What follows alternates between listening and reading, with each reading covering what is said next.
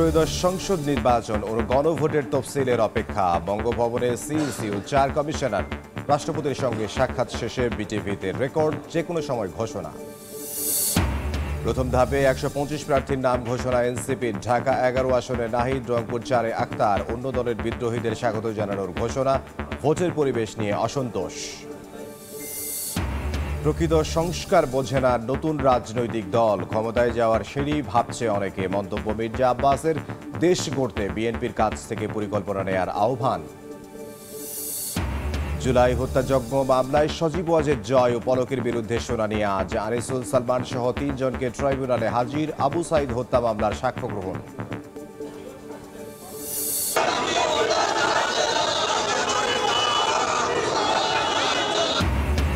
চট্টগ্রাম বন্দর বিদেশিদের কাছে ইজারার প্রতিবাদ। লাল পতাকা মিছিল। শ্রমিকদের ট্যারিফ বাড়াতে ব্যর্থ হয়ে কাল থেকে অনির্দিষ্টকালের ধর্মঘট ঘোষণা ২১টি অফ ডক মালিকের।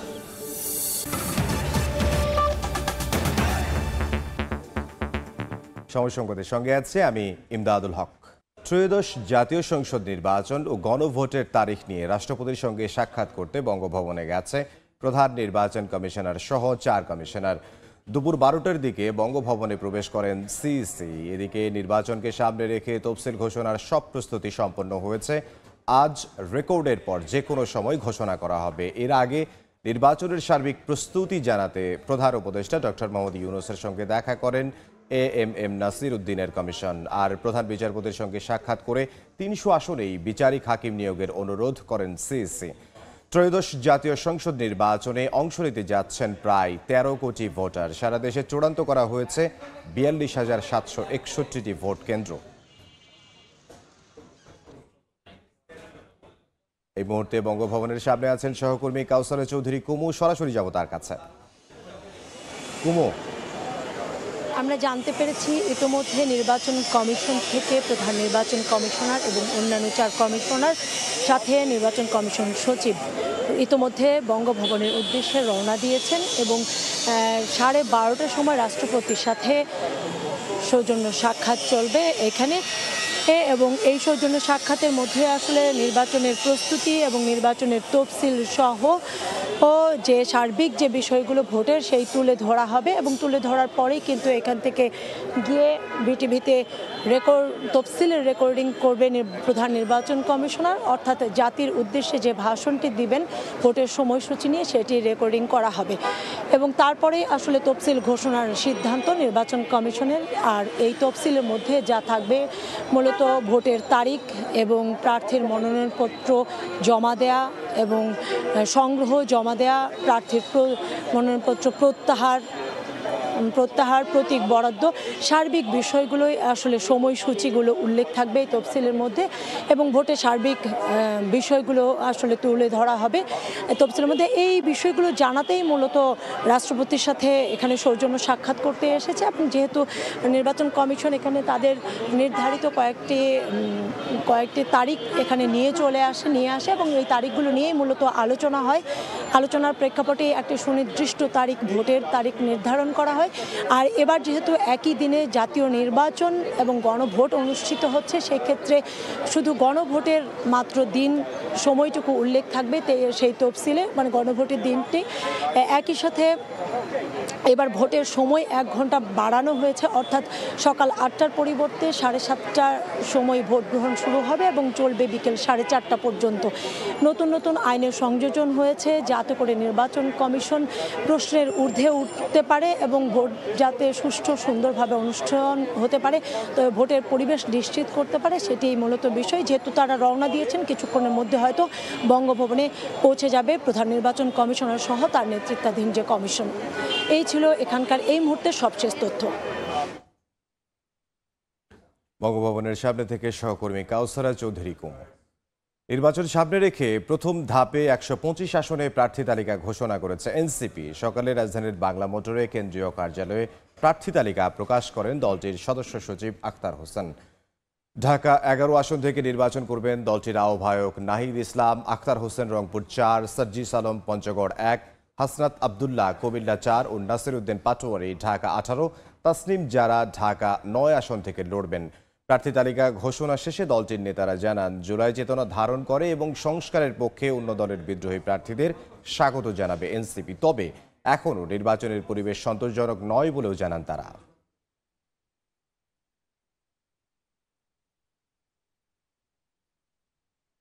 আমরা বলেছিলাম যে আমাদের এই যে মনোনয়ন তালিকাটা সেটা হবে অন্তর্ভুক্তিমূলক, সেখানে নারী পুরুষ সংখ্যালঘু সংখ্যাগুরু বিভিন্ন শ্রেণী পেশার সব কিছু সমন্বয় আমরা করব। আমরা প্রাথমিক এই 125-এর তালিকায় সেই রেশিওটা মেনটেন করার চেষ্টা করেছি এবং আমাদের 300-এর তালিকাতেও আমরা সেই রেশিওগুলা আমরা মেনটেন করব।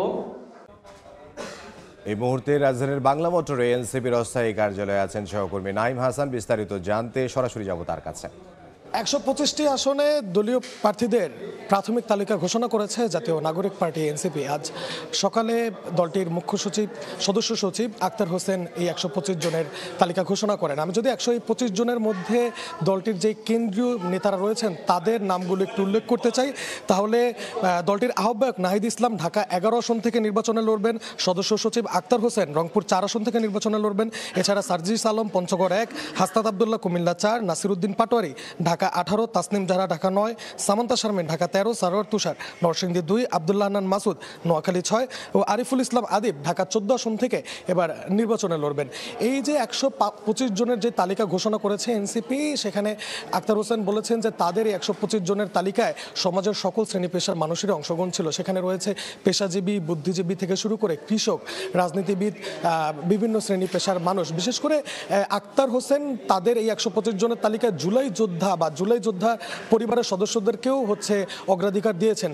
সে হিসেবে তারা শেরপুর 2 আসন থেকে খোকন চন্দ্র বর্মনকে মনোনীত করেছেন, যিনি জুলাই গণ অভ্যুত্থানে আহত একজন যোদ্ধা। এছাড়া এই প্রার্থী তালিকা ঘোষণা শেষে দলটির যে মুখ্য সংগঠক নাসিরউদ্দিন পাটোয়ারি তিনি বলেছেন যে এই যে প্রাথমিক তালিকা তারা ঘোষণা করেছেন, এই প্রাথমিক তালিকা তারা পরিবর্তন করতে পারবেন যদি কোনো প্রার্থীর বিরুদ্ধে অভিযোগ পাওয়া যায়। সেক্ষেত্রে তারা বলেছেন যে এই যে 125 জনের তালিকা, সে 125 জনের তালিকা প্রকাশ করার পরে তারা তাদের ওয়েবসাইটে 125 জনের তালিকা টানিয়ে দিবেন। সেখানে যদি কোনো প্রার্থীর বিরুদ্ধে চাঁদাবাজি থেকে শুরু করে মানি লন্ডারিং বা কোনো অভিযোগ পাওয়া যায়, সেক্ষেত্রে সেই প্রার্থিতা তারা বাতিল করে নেবেন। তো এই ছিল আমার কাছে এনসিপির কার্যালয় থেকে সবশেষ পরিস্থিতি। বাংলা মোটরে এনসিপির কার্যালয়ের সামনে থেকে আমাদের সহকর্মী নাইম হাসান জানাচ্ছিলেন এনসিপি যে তাদের প্রার্থী তালিকা প্রকাশ করেছে 125টি আসনে, তারই সবশেষ খবর।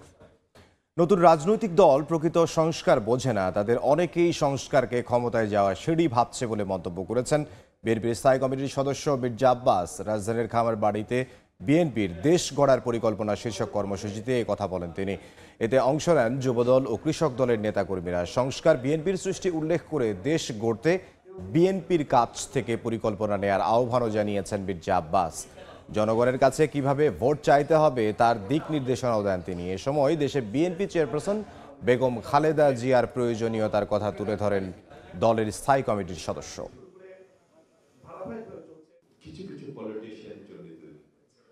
একটা সংস্কার ওনারা খুব শিওর হয়ে জানেন যে তাদেরকে এমন একটা সংস্কার করতে হবে যে সংস্কারটা করলে তারা ক্ষমতা যেতে পারবে। এই অসুস্থতার সময় এটা প্রমাণ হয়েছে যে দেশনেত্রী বেগম খালেদা জিয়া শুধু আমাদের নেত্রী নন, আমাদের গর্বের জায়গা। দেশনেত্রী বেগম খালেদা জিয়া এখন সারা বাংলাদেশের মানুষের আকাঙ্ক্ষার একজন অভিভাবক। হাসপাতালে চিকিৎসাধীন বিএনপি চেয়ারপারসন বেগম খালেদা জিয়ার শারীরিক অবস্থা এখনও অপরিবর্তিত। তার লন্ডন যাত্রা নিয়ে এখনও সিদ্ধান্ত নেয়নি মেডিকেল বোর্ড। আপাতত এভার কেয়ারেই চলবে চিকিৎসা। এই মুহূর্তে সেখানে আছেন সহকর্মী আলামিন তুষার, সরাসরি যাব তার কাছে।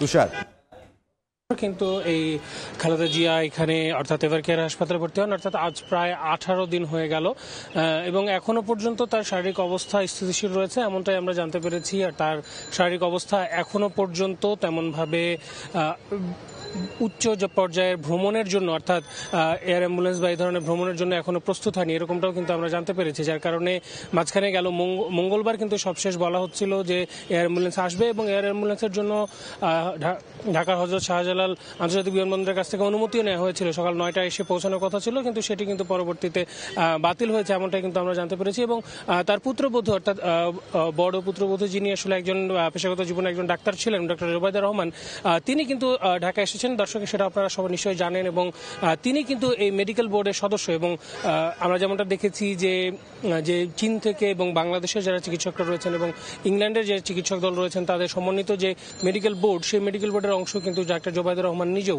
তিনি কিন্তু প্রতিদিনই আসছেন। এবং যদিও আজকে এখনো পর্যন্ত তিনি এসে পৌঁছননি, তিনি আসছেন সাধারণত। এবং আমরা দেখেছি যে তিনি লম্বা সময় তার যে শাশুড়ি তার স্বাস্থ্যের খোঁজ খবর নেন এবং সার্বিক কাজগুলো কিন্তু তিনি করেন। আমরা দেখেছি যে এখনো পর্যন্ত তেমনভাবে কিছু জানানো হয়। এবং দলের পক্ষ থেকে আমাদেরকে যেটা জানানো হয়েছে যে ডক্টর AZM জাহিদ হাসান এবং রিজভী ছাড়া, অর্থাৎ দলের যিনি মুখপাত্র, তা এনাদের দুইজনের কোনো তথ্য ছাড়া আসলে তেমনভাবে খালেদা জিয়ার কোনো ধরনের শারীরিক আপডেট সম্পর্কে আসলে সবাইকে কোনো গুজবে কান না দেওয়ার জন্য কিন্তু দলের পক্ষ থেকে অনুরোধ করা হয়েছে। তো এই ছিল এখনো পর্যন্ত এভারকেয়ার হাসপাতালের সামনে থেকে আমার কাছে সবশেষ তথ্য। রাজধানীর এভারকেয়ার হাসপাতালের সামনে থেকে সহকর্মী আল আমিন তুষার। জুলাই আগস্টের হত্যাযজ্ঞের মামলায় ক্ষমতাচ্যুত প্রধানমন্ত্রী শেখ হাসিনার তথ্য প্রযুক্তি উপদেষ্টা সজীব ওয়াজেদ জয় ও ICT প্রতিমন্ত্রী জুনায়েদ আহমেদ পলকের বিরুদ্ধে শুনানি আজ। আন্তর্জাতিক অপরাধ ট্রাইব্যুনাল 1-এ শুনানি অনুষ্ঠিত হবে। গত 4 ডিসেম্বর অভিযোগ আমলে নিয়ে পলাতক সজীব ওয়াজেদ জয়ের বিরুদ্ধে গ্রেফতারি পরোয়ানা জারি করেন আদালত। এছাড়াও জুলাই আন্দোলনে কারফিউ জারি, ব্যবসায়ীদের নিয়ে গণভবনে বৈঠক করে হত্যাকাণ্ডে উস্কানি সহ 5 অভিযোগে আনিসুল হক ও সালমান এফ রহমানের বিরুদ্ধেও শুনানি হবে আজ। ট্রাইব্যুনালে তাদের হাজির করা হয়েছে। এদিকে আন্তর্জাতিক অপরাধ ট্রাইব্যুনাল 2 আবু সাইদ হত্যা মামলায় 23তম সাক্ষীর সাক্ষ্য দেওয়ার কথা রয়েছে। বুধবার এই মামলায় সাক্ষ্য দেন জুলাই আন্দোলনের অন্যতম সমন্বয়ক হাসনাত আব্দুল্লাহ। সময় সংবাদে আরো থাকছে। যে একটা প্রাকৃতিক সৌন্দর্য, সেটাই এই লেকে নাই। এত ময়লা, এত আবর্জনা, আলো বাতাস বা ভালো একটা পরিবেশে থাকবে, ওই রকম কোনো পরিবেশ নেই। দূষণে নাকাল ধানমন্ডি লেক, হুমকিতে জলজ প্রাণী, নোংরা পানি ব্যবহারে বাড়ছে স্বাস্থ্য ঝুঁকি, কর্তৃপক্ষের নিষ্ক্রিয়তায় স্থানীয়দের ক্ষোভ। একই রাষ্ট্র, একই সংবিধান, তবু সবার সমান অধিকার নেই।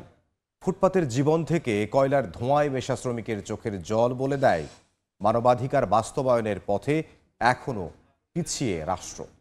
অধিকার বঞ্চিতদের সুরক্ষার মাধ্যমে মানবিক রাষ্ট্রের পরিচয় তুলে ধরা সম্ভব বলে মনে করেন মানবাধিকার কর্মীরা। বিশ্ব মানবাধিকার দিবসে বঞ্চিতদের কণ্ঠস্বর তুলে এনেছেন মাইমুনা হায়দার চৌধুরী। ক্যামেরায় ছিলেন প্রিন্স আরেফিন।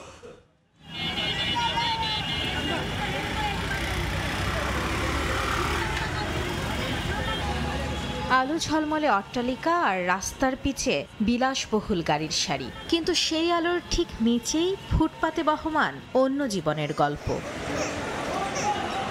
এই তো মাত্র কয়েক মাস আগেই বাসা ভাড়ার টাকা জোগাড় করতে না পারায় এখন গোটা আকাশটাকেই ছাদ বানিয়ে নিতে হয়েছে আজমিনকে।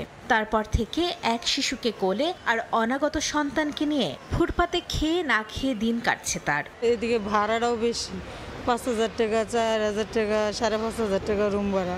এত টাকা দিয়ে তো আমি থাকতে পারবো না। অনেক সময় খাইতে পারি, অনেক সময় খাইতে পারি না। যাদের শ্রমে ঘামে গড়ে ওঠে জাঁকজমক নগর, তাদের গোটা জীবনটাই যেন বঞ্চনার এক হালখাতা। জাহাজের পাটাতনের সরু কাঠের রাস্তা পেরিয়ে গুনে গুনে 7 বার বালুর বোঝা মাথায় টানার পর ঝুলিতে জমা হয় মোটে 20 টাকা। দিন কামাই করি, দিন খাই। খাবার যেদিন না করবো ওদিন আমার খাওয়া নেই। জামাই অসুস্থ, ঘরে ভরা 80 টাকা ঘর ভাড়া দেওয়া না গিয়ে বলছি আমি এলা খোলার বাইরে। এত ঝুঁকিতে কাজ করতেছি, সে অর্থে আমরা ন্যায্য মজুরিটা পাইতেছি না। করি নিজের পেটে তাগিদে, কি করুন, গরিব মানুষ করে তো খাইতে হইব। রাষ্ট্রের অগ্রযাত্রা যাদের কয়লা মাখা কালো হাত ধরে, তারা কি জানে অধিকার মানে কি? পেট বাঁচা নিয়েছে খরচ, বাল বাচ্চা আছে, মা আছে, সন্তান মানুষ করুন লাগবো। আমার কোনো অধিকার নাই ভাই, আমি অধিকার মনে পেট বাঁচাই আর কাম করি খাই। অথচ মানবিক না হয়ে বারবার নাগরিক অধিকার লঙ্ঘন করছে রাষ্ট্র, বলছেন মানবাধিকার কর্মীরা। মানবাধিকার লঙ্ঘন হচ্ছে, দৃষ্টিও দিচ্ছে না, তারা কর্ণপাতও করছে না, এটা কোনো আমলেও নিচ্ছে না, সেটার ব্যাপারে কোনো ব্যবস্থাও নিচ্ছে না। আর একটা হলো রাষ্ট্র নিজেই মানবাধিকার লঙ্ঘন করে অনেক জায়গায়। রাষ্ট্রের দায়িত্ব যে সকল নাগরিকের অধিকার নিশ্চিত করা। মানব জীবন ঘিরে শুধুই না পাওয়ার গল্পই যখন বর্তমান, তখন ভবিষ্যতের প্রশ্নে নির্বাক বঞ্চিতরা। যে দেশের লাখো মানুষের কাছে অধিকার শব্দটির অস্তিত্ব এক মহাকাশ দূরে, সেখানে কাগজেই আটকে থাকে উন্নয়ন। মানবাধিকারের বাস্তবায়ন হোক রাষ্ট্রের প্রতিটি কোণায়। ছেঁড়া চাদরের নিচে থাকা ফুটপাতের মানুষটির কাছেও পৌঁছে যাক সে আলো, তবেই এই রাষ্ট্র হয়ে উঠবে সকলের। মাইমুনা হায়দার চৌধুরী, সময় সংবাদ, ঢাকা। দূষণে নাকাল রাজধানীর ধানমন্ডি লেক, হুমকিতে পড়েছে মাছ সহ জলজ প্রাণী। ব্যক্তিগত পরিষ্কার পরিচ্ছন্নতায় ব্যবহৃত হচ্ছে লেকের পানি, যা বাড়াচ্ছে স্বাস্থ্য ঝুঁকি। স্থানীয়দের অভিযোগ, লেকের পরিবেশ সুরক্ষায় কার্যকরী উদ্যোগ নেই কর্তৃপক্ষের। যদিও দূষণ রোধে হকারদের আধিপত্য কমাতে খাদ্যদ্রব্য সহ অন্যান্য পণ্য না কেনার পরামর্শ ঢাকা দক্ষিণ সিটি কর্পোরেশনের। ওমর ফারুক ও ফারুক মোল্লার ক্যামেরায় তাসনিয়া নিশাত মিমের প্রতিবেদন। দুর্গন্ধ, মশা মাছি একদম ভরে গেছে। পানি ময়লা হয়েছে তো কি হয়েছে? ঢাকার নাগরিকদের জন্য প্রকৃতির সান্নিধ্যে সময় কাটানোর জনপ্রিয় স্থান ধানমন্ডি লেক। কোলাহলপূর্ণ শহরে এই লেক যেন এক টুকরো শান্তি, বিনোদন আর বৈচিত্র্যতার মিলন মেলা। তবে ধানমন্ডি লেকে আবর্জনার স্তূপ আর অস্বাস্থ্যকর পরিবেশ এখানে ঘুরতে আসা অনেকের কাছে অস্বস্তির কারণ।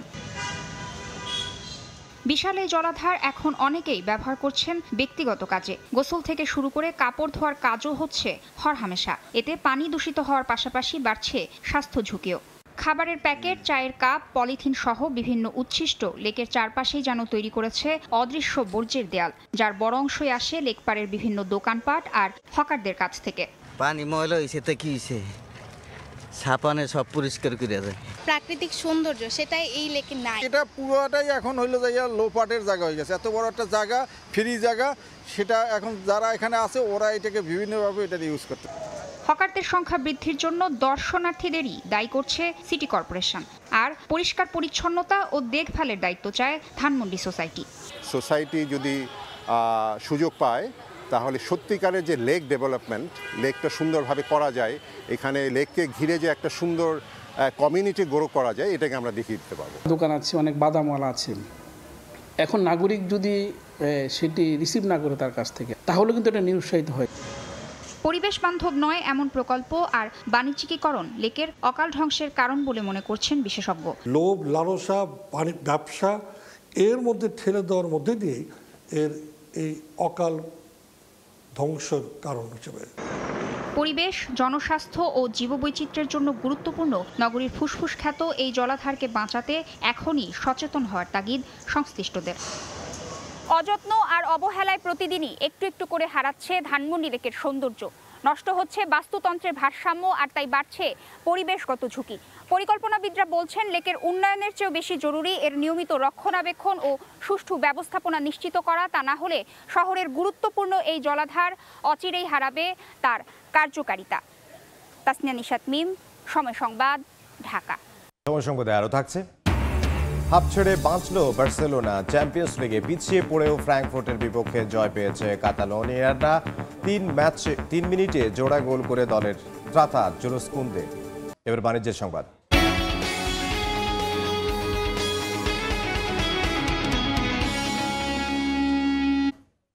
কাঙ্ক্ষিত হারে ট্যারিফ আদায়ে ব্যর্থ হয়ে কাল থেকে রফতানি পণ্যের পাশাপাশি খালি কন্টেইনার হ্যান্ডলিংয়ে অনির্দিষ্টকালের ধর্মঘট শুরু করতে যাচ্ছে 21টি বেসরকারি অফটক। রপ্তানি পণ্য ও কন্টেইনার না পাঠাতে শিপিং লাইনগুলোকে মৌখিকভাবে জানিয়ে দিয়েছে অফটকগুলো। এতে দেশের আমদানি রপ্তানি খাত মারাত্মক বিপর্যয়ের কবলে পড়ার শঙ্কা ব্যবসায়ীদের। স্বাগত ত্রিপুর ক্যামেরায় বিস্তারিত জানাচ্ছেন কমলতে। উচ্চ আদালতের নির্দেশে ইতিমধ্যে স্থগিত হয়ে গেছে বেসরকারি অফডকগুলোর ট্যারিফ বাড়ানোর সমস্ত পরিকল্পনা। বন্দরের পাশাপাশি নৌ পরিবহন মন্ত্রণালয়ও চেষ্টায় ছিল নতুন ট্যারিফ নিয়ে ব্যবসায়ী সংগঠনগুলোর সঙ্গে অফডক মালিকদের সংগঠন বিগডার সমঝোতার, কিন্তু সমঝোতা বেচতে যাওয়ায় দ্বারস্থ হয় আদালতের। আর সেখান থেকেই স্থগিত হয়ে যায় বাড়তি ট্যারিফ আদায়ের সিদ্ধান্ত। সরাসরি ট্যারিফ বাড়াতে ব্যর্থ হয়ে এবার ভিন্ন কৌশল নিয়েছে অফডক মালিকেরা। বেসরকারি অফডকগুলো রপ্তানি পণ্য এবং পণ্যবাহী কন্টেনার এবং খালি কন্টেনার হ্যান্ডলিংয়ের ক্ষেত্রে তাদের যে খরচ, সেই খরচ তাদের রেভিনিউ থেকে পোষাতে পারছে না। এ কারণে ডিপোগুলো ডিসেম্বর মাসের 11 তারিখ 6টা থেকে সকল ধরনের রপ্তানি পণ্য এবং খালি কন্টেনার হ্যান্ডলিং কার্যক্রম স্থগিত রাখার সিদ্ধান্ত নিয়েছে। Container stuffing, ground rate, lift on, lift of, documentation এবং বন্দর থেকে অফডকগামী যানবাহনের পরিবহন চার্জ সর্বনিম্ন 300 থেকে সর্বোচ্চ 6,000 টাকা পর্যন্ত বাড়ানোর সিদ্ধান্ত জানিয়ে দিয়েছিল বিগডা। অফডকগুলো একটা ভাইটাল একটা রোল প্লে করে শিপিংয়ের ক্ষেত্রে, তো তাদের অ্যাক্টিভিটিগুলো যদি ফ্রিজ হয়ে যায় ডেফিনেটলি আমাদের পুরো অর্থনীতি, পুরো বন্দরের কার্যক্রম সব কিছুই কিন্তু ক্ষতিগ্রস্ত হবে। মূলত বন্দরের উপর চাপ কমাতে 1996 সাল থেকে যাত্রা শুরু হয়েছিল বেসরকারি অফডকের। প্রথম পর্যায়ে খালি কন্টেনার, দ্বিতীয় পর্যায়ে রফতানি এবং সবশেষ 7 দফায় 65 ধরনের পণ্য ডেলিভারি দেওয়ার অনুমতিও পেয়েছে তারা। আগামীকাল বৃহস্পতিবার ভোর 6টা থেকে রফতানি এবং খালি কন্টেনার হ্যান্ডেলিং অনির্দিষ্টকালের জন্য বন্ধ রাখবে 21টি বেসরকারি অফডক। বিদেশে পণ্য রপ্তানির আগে জাহাজীকরণ সম্পন্ন হয় অফডকগুলোতে। এসব রপ্তানি পণ্যের সিংহভাগেই তৈরি পোশাক। শিপমেন্ট সব হোল্ড হয়ে যাবে, একদিনের যে ব্যাকলট এটা টানতে 10 দিনে শেষ করা যাবে না। সো আমি চাচ্ছি একটা দ্রুত সমাধান, সরকারের সাথে ওদের সাথে বসে কীভাবে করে এটা সমাধান করা যায়, আমার ইমিডিয়েট সমাধানটা খুবই দরকার। প্রতিদিন 900 আমদানি কন্টেনার ছাড়াও 2700 রপ্তানি এবং 1200 খালি কন্টেনার হ্যান্ডেলিং করছে 21টি বেসরকারি অফডক। মৌখিকভাবে আমাদেরকে বলা হচ্ছে যে 11 তারিখ থেকে তারা পণ্যগুলো নেবেন না, তাহলে এইটা এক ধরনের তো চাপ, অবশ্যই চাপ, এবং এক ধরনের চাপ শুধু না, এটাকে এক ধরনের আমাদের জিম্মি করার অবস্থার মধ্যে আমরা পড়ে যাচ্ছি। আমরা কিন্তু বারবার বলছি আদালতে যে মামলা হয়েছে, স্থগিত হয়েছে, এটি শেষ কথা নয়। আমরা যদি সব পক্ষে বসে যদি একটা উইন উইন একটা পজিশনে নিয়ে আসতে পারি, তাহলে আদালতের বিষয়টা কিন্তু আমরা নিজেরা বসে আবার এটা সমাধান করতে পারি। সবশেষ 2021 সালে তেলের মূল্য বেড়ে যাওয়ার অজুহাতে 23% হারে ট্যারিফ বাড়িয়েছিল বিগডা। কমল দে, সময় সংবাদ, চট্টগ্রাম। চট্টগ্রাম বন্দর বিদেশিদের কাছে ইজারা দেওয়ার সিদ্ধান্ত বাতিলের দাবিতে লাল পতাকা মিছিল করেছেন শ্রমিকরা। সকালে নগরীর দেওয়ানহাট মোড় থেকে লাল পতাকা হাতে মিছিল বের করে শ্রমিক কর্মচারী ঐক্য পরিষদ। মিছিলটি আগ্রাবাদ পৌঁছালে বাধা দেওয়ার অভিযোগ ওঠে পুলিশের বিরুদ্ধে। পরে সেখানে সংক্ষিপ্ত সমাবেশ করা হয়। এ সময় শ্রমিকরা অভিযোগ করেন বিদেশিদের ইজারা দিতে তড়িঘড়ি করছে সরকার। অন্যদিকে লালদিয়া চুক্তির বিষয়বস্তু গোপন রাখা হয়েছে। বন্দর ইজারা দিলে দেশের অর্থনীতি ও জাতীয় নিরাপত্তা হুমকির মুখে পড়বে বলে দাবি তাদের। এজন্য এই সিদ্ধান্ত বাতিলের আহ্বান জানিয়েছেন তারা। অ্যাজমা, হৃদরোগ ও ক্যান্সার আক্রান্ত রোগীদের হজে যেতে নিষেধাজ্ঞা দিয়েছে সৌদি আরব। সকালে নাটোর শহরে মডেল মসজিদের উদ্বোধন শেষে কথা জানান ধর্ম উপদেষ্টা আফম খালিদ হোসেন। সৌদি গভর্নমেন্টের নির্দেশক্রমে যারা 10-12টা রোগে জর্জরিত, আমরা তাদেরকে নেব না। অ্যাসমেটিক পেশেন্ট যারা কার্ডিয়াক পেশেন্ট, হৃদরোগে আক্রান্ত, আমরা তাদেরকে নেব না। ক্যান্সার আক্রান্ত আমরা এদেরকে নেব না। কোনো ডাক্তার যদি এরকম ভুল সার্টিফিকেট দিয়ে থাকে, আমরা স্বাস্থ্য মন্ত্রণালয়ের মাধ্যমে তার বিরুদ্ধে আমরা অ্যাকশন নেব। খেলার খবর, চ্যাম্পিয়ন্স লিগের খবর জানাবো। নো ক্যাম্পে ফেরার দিনে পিছিয়ে পড়েও জয় তুলে নিয়েছে বার্সেলোনা। আইনট্রাক্ট ফ্র্যাঙ্কফুর্টকে 2-1 গোলে হারিয়েছে হ্যান্সে ফ্লিক বাহিনী। জোড়া গোল করেছেন জোস কুন্দে। লা লিগায় দারুণ ফর্মে থাকলেও ইউসিএলে খুব একটা স্বস্তিতে ছিল না কাতালানরা। তার উপর ফ্র্যাঙ্কফুর্টের বিপক্ষে শেষ দেখায় হারের স্মৃতিটাও জলজলে ছিল বার্সেলোনা শিবিরে। তাই হয়তো গুছিয়ে নিতে একটু সময় লেগে যায় স্বাগতিকদের। সেই সুযোগে সফরকারীদের এগিয়ে দেন আনসানাউফ। 21 মিনিটেই পিছিয়ে পড়ে আবারও হারের শঙ্কায় বার্সেলোনা। প্রথমার্ধে পিছিয়ে থেকেই শেষ করেন তারা। বিরতি থেকে ফিরে কৌশল বদলে সাফল্য পান হ্যান্সে ফ্লিক। 3 মিনিটের এক ঝড়ে ওলটপালট হয়ে যায় ফ্র্যাঙ্কফুর্ট। 50 আর 53 মিনিটে জোড়া গোল করে দলেরকে আনন্দের উপলক্ষ এনে দেন জোস কুন্দে। অ্যাসিস্টে ছিলেন মার্কাস রাশফোর্ড এবং লামিন ইয়ামাল। এ জয়ে প্রথম পর্বে 10 পয়েন্ট নিয়ে 14 নম্বরে আছে বার্সেলোনা। সময় সংবাদের শীর্ষ সংবাদগুলো জানিয়ে দিচ্ছে আরও একবার। ত্রয়োদশ সংসদ নির্বাচন ও গণভোটের তফসিলের অপেক্ষা। বঙ্গভবনে সিইসি ও 4 কমিশনার। রাষ্ট্রপতির সঙ্গে সাক্ষাৎ। বিটিভিতে রেকর্ডের পর যে কোনো সময় ঘোষণা। প্রথম ধাপে 125 প্রার্থীর নাম ঘোষণা এনসিপির। ঢাকা 11 আসনে নাহিদ, রংপুর 4-এ আখতার। অন্য দলের বিদ্রোহীদের স্বাগত জানানোর ঘোষণা। ভোটের পরিবেশ নিয়ে অসন্তোষ। এবং প্রকৃত সংস্কার বোঝে না নতুন রাজনৈতিক দল। ক্ষমতায় যাওয়ার সিঁড়ি ভাবছে অনেকে। মন্তব্য মির্জা আব্বাসের। দেশ গড়তে বিএনপির কাছ থেকে পরিকল্পনা নেয়ার আহ্বান।